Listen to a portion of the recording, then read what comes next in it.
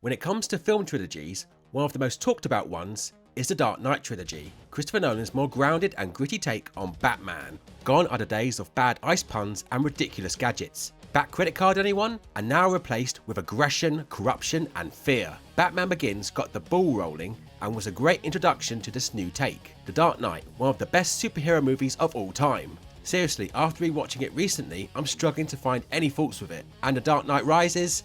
Not gonna lie, I thought it stumbled at the end, but still, it's a solid trilogy overall. But I want to focus on Batman Begins, because it was the only film that got a video game based on it. And this is what we're talking about today. It's been a very long time since I last played this game, and I've been meaning to replay this to see how it holds up, and where it stands with all the other Batman games. And now that I've played it again, let's talk about it. So let's get nuts, it's game time. Batman Begins, the video game, is a stealth action game where you take control of the Caped Crusader as you play through the story of the film, from training in the Himalayas with the League of Shadows to taking down Carmine Falcone and onwards. First up, let's talk about gameplay. So Batman Begins Batman is supposed to be more of a symbol of fear and intimidation, as well as for justice, making even the toughest criminals themselves in terror just by the sight of him. But you wouldn't think that by the way he moves in the game, because he runs like a 7-year-old at 1 AM heading for the biscuit cupboard trying not to wake grandma. I'm gonna get myself some shortbread. And I've never seen anyone climb a ladder like this. You got sore thighs or something? Where's the Bat-Sudocrem when you need it? In combat, Batman Begins tries to do something different here by using Batman's greatest weapon, fear. A lot of the time, enemies will be armed with guns, and attacking them head on will be a fatal mistake. I mean, you could have a go, but you might end up becoming the world's biggest pencil, so best to avoid that. So you have to sneak around the area, crouching behind cover, walking along ledges, hanging from the ceiling and gliding across rooftops to avoid detection. Also using batarangs to open up new pathways. I think this aspect of the game is quite good, making you feel like the bat stalking his target from the shadows, looking for his moment to strike. So you'll be looking for something in the environment to use against the bad guys. Something like scaffolding, and using your batarangs to send it crashing to the ground, spooking the enemy so bad they drop their weapons, which is a good idea. But it's a bit odd that a sudden sound would make you drop the only thing that's going to protect you. If anything, that would make you more alert, wouldn't it? Or if that's not an option, stealthily take out the one with the gun first, and then fight the rest. And you'll have a radar in the bottom left showing you where they are. It's the tiny red one. In direct combat, you can punch, kick, and string them together to make combos. You can counter-attack, a strong attack that can break enemy defenses, and also a nice looking vault kick. Whee! Smack! When a prompt shows up in the corner, you can take down multiple enemies at once. Once you weaken them down enough, you can do a finishing flurry or a strike with the circle button. Fear can also affect enemies here too. In the bottom right corner, there's an area fear meter. The higher it is, the more scared the bad guys are, meaning they might be all Billy Big Bollocks at the start of the fight, but when you start beating them down, some of them will start to back off. I think that's a cool mechanic for its time in 2005, and the bad guys are not pushovers either. They can overpower you if given the chance, but once you get into your ass-kicking groove, it's satisfying to watch them squirm as you become the predator. You can also use smoke grenades and flashbangs to stun your enemies too, and raise the fear meter, so I think that aspect of combat is very cool. As for the rest of the combat, I don't think it's bad, though I do feel it's a bit flimsy in some way. Yeah, you can do combos, but I didn't think I was learning anything. I was just randomly chaining punches and kicks together to see what happens, and it mostly ended up with the same knockback strike. Plus, there's not much of a feeling of impact in any of the attacks outside of the finisher, if there's any impact at all. Sometimes the hit registers without even touching them, but I wouldn't say it was broken, and there's still some fun to be had here. But then again, it does start to outstay its welcome by the end, but I'll get onto that when we get into the story. At some points, you need to interrogate the bad guys to get information from them, but if you're expecting Punisher game style, you're going to be very disappointed, because it's just nothing more than just punching them until they spill the beans. It's quite meh if I'm honest. I'll tell Gordon everything! I'm wearing ladies' underwears. Too much information. What's also quite meh is hacking devices and picking locks. You just press the X button at the right time. And you know what? The lockpick minigame is the same lock for all the locks in the game. No wonder why the crime rate is so high. Everyone in Gotham has the same f***ing keyhole. Not a great plan. A real high point of this game is getting behind the wheel of the Batmobile. Smashing into criminals and police vehicles at high speed is a lot of fun, and it's A-team logic, so no matter how bad the bang up, everyone gets off with no serious injuries. No blood on my hands. Nice. The handling is not too loose or too heavy, nothing to complain about there, and you can feel the speed when pressing the boost button, hitting top speeds of 150 miles an hour. I'm glad this game gave you what you wanted, but I wish there was more of it, because there are only 2 levels. So it's a bit of a shame really. Let's move on to how the game looks and level layout, and I'm not gonna lie, I think they did a damn good job. I think they captured the film's setting really well.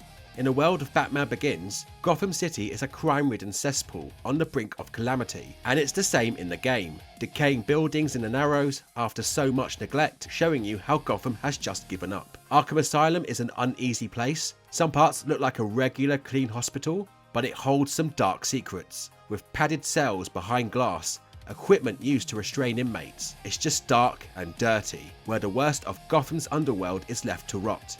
The Himalayas where you train is quite accurate too, an ancient snowy training site hidden in the mountains, the perfect home base for the League of Shadows. To contrast that are the levels set in the high rises of Gotham. The nice looking office corridors and dance halls show how divided Gotham really is. And on the outside you get a great view of the city, with smog filling the air. There was a lot of effort put into this. Good on the developers. The character models look great too, using the likeness from the cast of the film. The characters look almost identical to the film, and the accurate looking Batsuit, it makes you feel like you're playing the movie that much more. Although he can move his head in the suit. Mr. Bale can't be pleased about that. Oh, that's just great. He can turn his head. You people are so considerate. I have to turn my chest to look at that Victoria sponge on the table. It looks really good. Did you make it?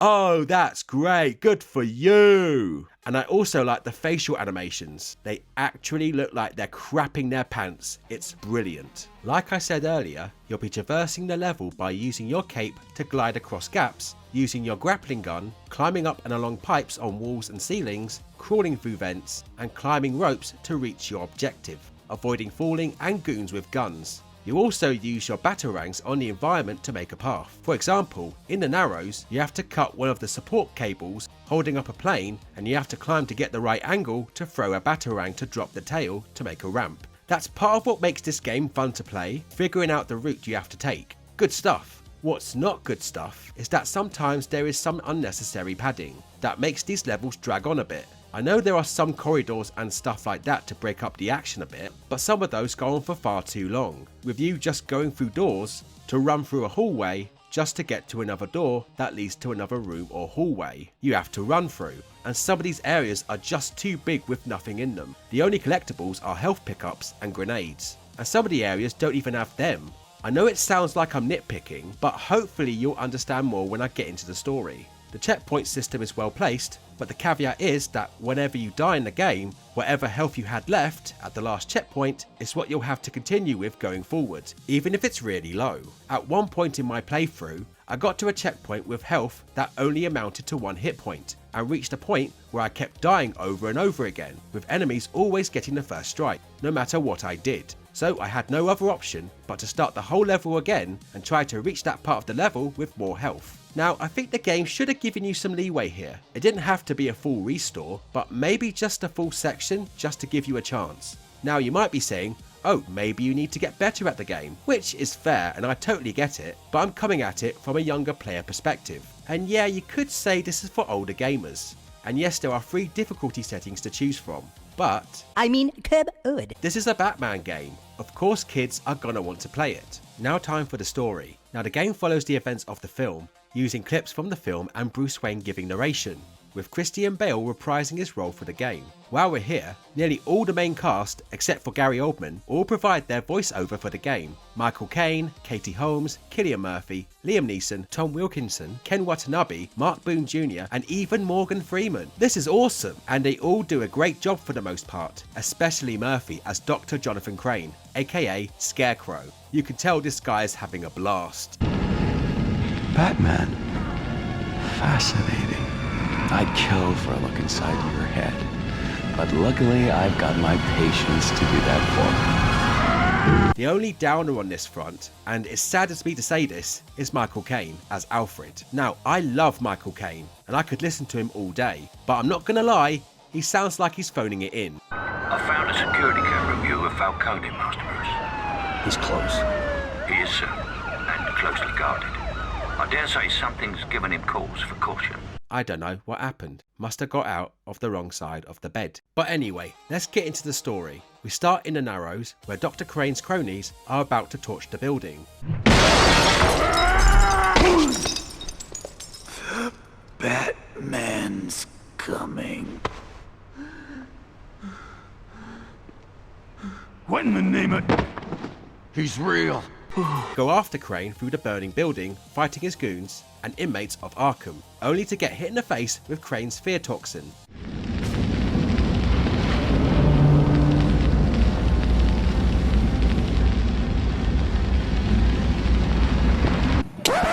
Yep, that's me.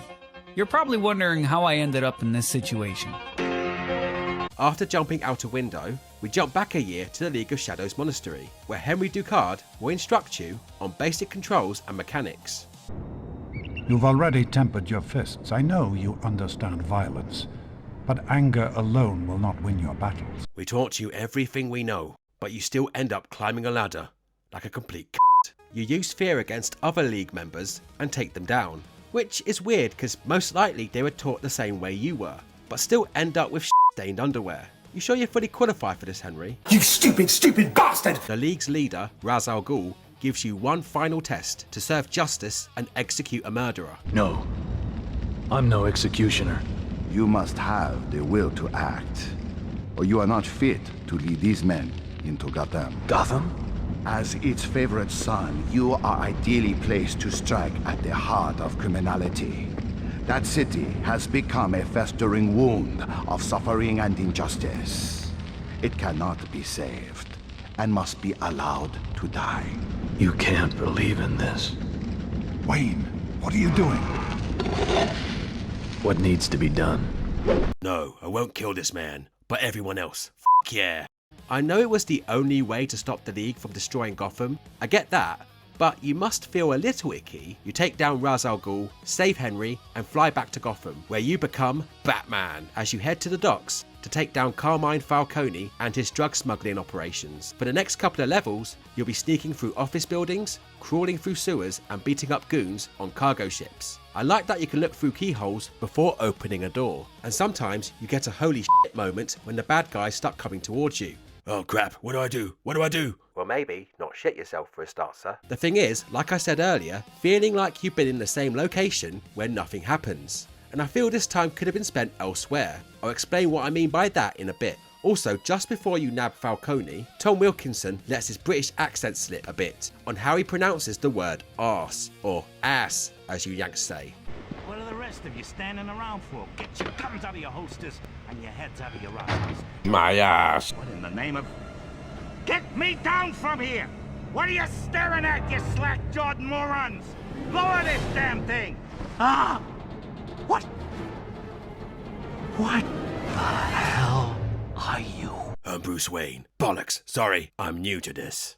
Next up, you're in the Tumbler, and you have to chase down a lorry with something big inside, driving enemy vehicles off the road while avoiding civilian ones. And, well, accidents happen. My car's totaled. And you get close enough to the lorry to lock onto it and fire a missile at it.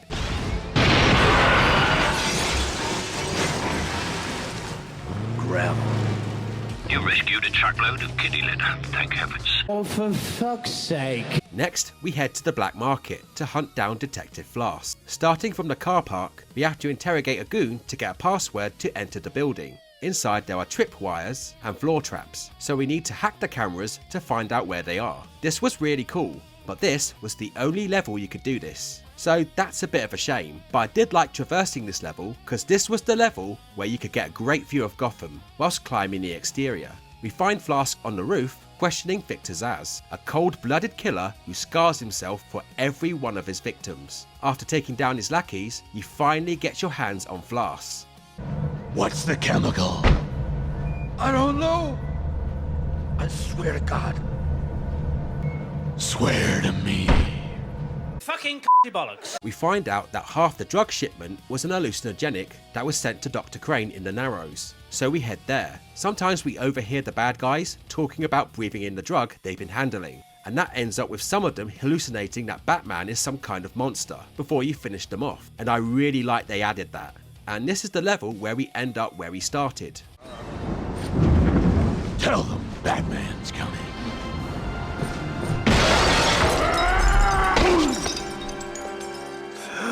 Batman's coming.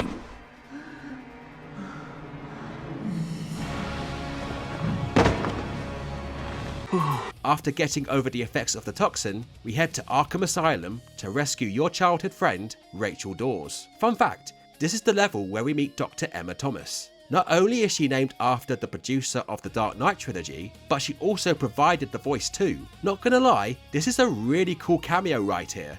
What are you? I'm here to help. Where's Crane? You have to help me. My name is Dr. Thomas. Crane's taken over the whole... Tell me where Crane is. Down below, in the old hydrotherapy room. But you'll never reach him. Arkham security's airtight. There's a way. No, it's impossible. Somebody would have to take out Arkham's entire electrical grid if they wanted to get down there. Good. Stay put and wait for help. Where you are is as safe as you'll get. 5 minutes later.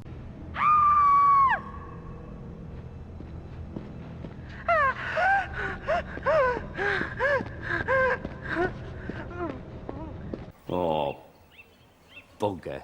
We find Dr. Crane in the basement, pouring the toxin into Gotham City's water supply. What about that bat creature? I heard he can fly. I heard he can disappear. I heard he climbs a ladder like a crab with piles. You confront Crane and find out who he's been working for. What have you been doing here?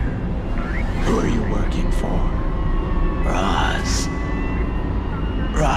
al Ghul. Ra's al Ghul is dead, Crane.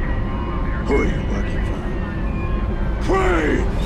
Dr. Crane isn't here right now, but if you'd like to make an appointment... Oh, damn, I hate these. Okay, make one for 2 o'clock next Tuesday. With Rachel now dying from the toxin, you get Officer Jim Gordon to help you get her out of the building. In the next level, you have to avoid being caught by the GCPD. Hey guys, don't mind me. I'm just hanging around.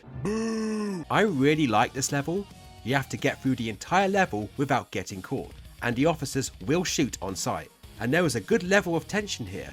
But this level ended quicker than I remembered, and I thought this was a downer, because this had a lot more potential. This is what I meant when the other levels could have been a bit shorter, so levels like this could be a bit longer if that makes sense. Now we're back in the Tumbler, and we have to clear the roads of police vehicles and get Rachel back to the manor before she succumbs to the toxin. Why is this happening to me? Yeah, I'd say the same thing if I was married to Tom Cruise. Now we're at Wayne Manor, and our birthday party is interrupted by our old mentor, Henry, who's actually the real Ra's al Ghul. What a twist! He starts to burn down the manor and has his League members attack us. And these guys are a bit tougher, because some of them will have swords now. Lucius, what are you still doing here? I was nearly killed by some maniac in black pajamas. You have to get out of here. We need to manufacture your neurotoxin antidote on a large scale. That would take weeks. We don't have weeks. The toxin's already been dispersed. It's in our water supply. Sorry to intrude, Master Bruce, but you do know you're having a conversation in the middle of a bloody fire, you Wally. After you escape, you head back to the Narrows to stop Ra's al Ghul from using a microwave emitter to vaporize Gotham's water supply and send the fear toxin airborne. And we have one final confrontation with Crane, who now goes by Scarecrow, and a sick burn from Alfred. No, that's not... You're not human. Stay away. Don't come any closer. It's not happening. I'm not afraid of you. I'm not afraid of you. I'm not afraid. That sounded like a rather final exit for Dr. Crane. Don't count on it until they drag the river. Madness can make men survive the impossible. Who would know better, sir?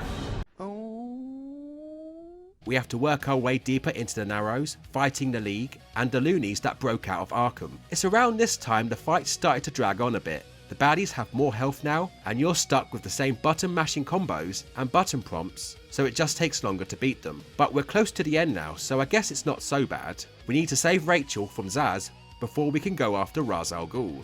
Wait. You could die. At least tell me your name. It's not who I am underneath, but what I do that defines me.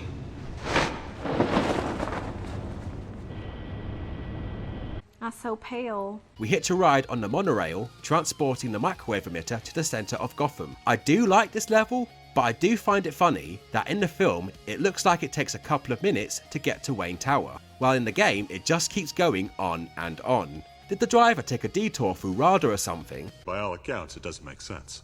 We face off against Ra's al Ghul, and it kinda sucked to be honest, because it felt like every other fight in the game, and he went down quite easily. You crash the monorail, destroy the microwave emitter, Batman poses, and the game ends.